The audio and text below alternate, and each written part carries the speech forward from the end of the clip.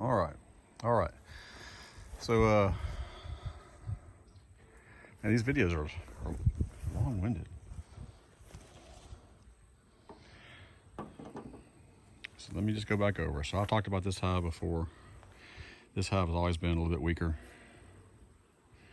When I say weak, it probably really isn't weak.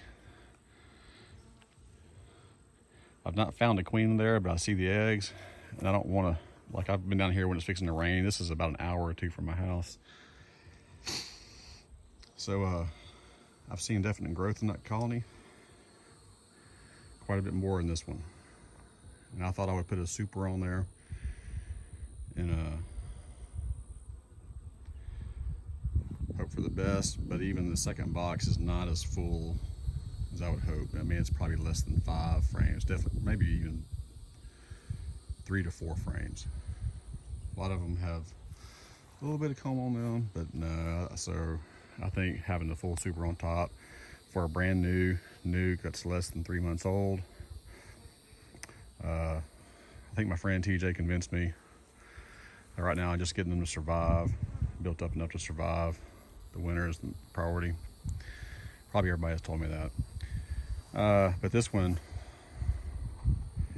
both brood boxes are full. I don't have a queen excluder in there.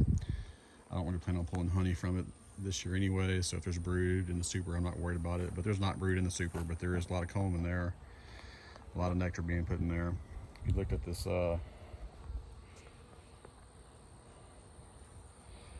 that has the guard, the red guard, the beetle guard. It's designed to keep beetles from landing there and then climbing in. It kind of reduces the space. It also helps with robbing. This one only has part of it, and I've talked about that before. It breaks off easy, and I was frustrated. And then I went back to the website and saw, I guess they added some videos that show you how to put it back together. But what I've learned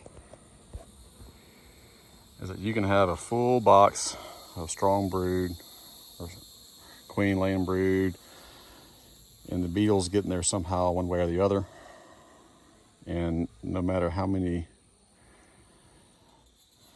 gadgets you have, you can have that. You can have the screen bottom boards, which I have, multiple traps and swipper sheets.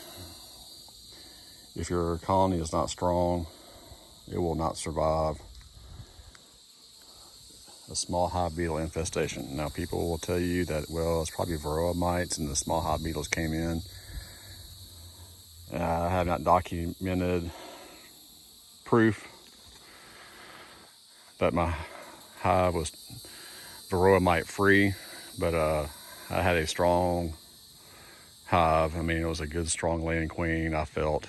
And I added these pollen patties, and the next thing I know was the small hive beetles were just taking over like a week later. And I'll show you.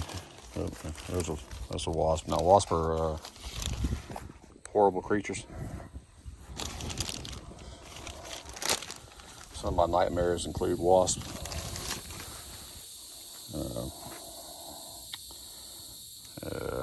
Where do you know it? Where'd it go? Oh, it's right here.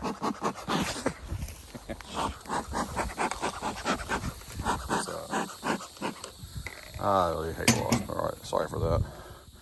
So I did go to a hive in another town and pulled out remaining pollen patty from, this was actually in the slower colony, or as you can see,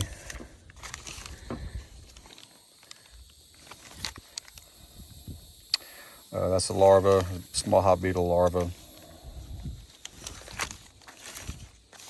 There's probably some small hive beetles in this bag. There it is. Now, that colony that I pulled this out of was actually a pretty strong colony. But I thought I would leave the whole patty in there, which I learned is a no-no.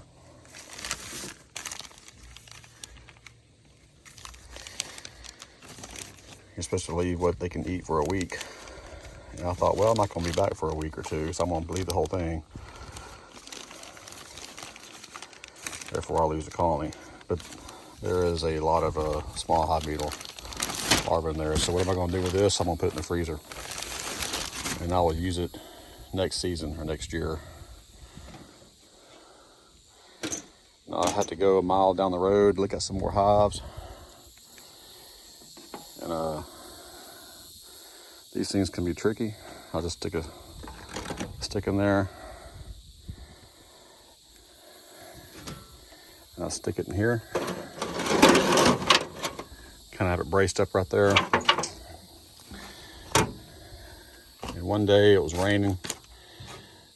I'm gonna put my hive tool right there. I thought I had put it out.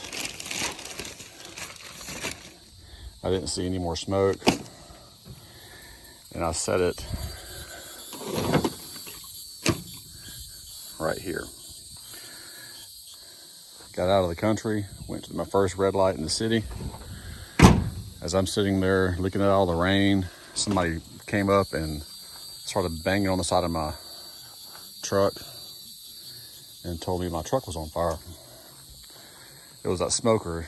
It wasn't on fire, but there was a lot of pine straw and stuff underneath the smoker, and it could have easily caught fire. So from now on, even when it's out, I'll put it in there. I've always put a stick in there. Usually I wet the stick first, but I need that smoker to keep smoking. And there's that double wasp. All right, so I'm just rambling on. Thank y'all for watching.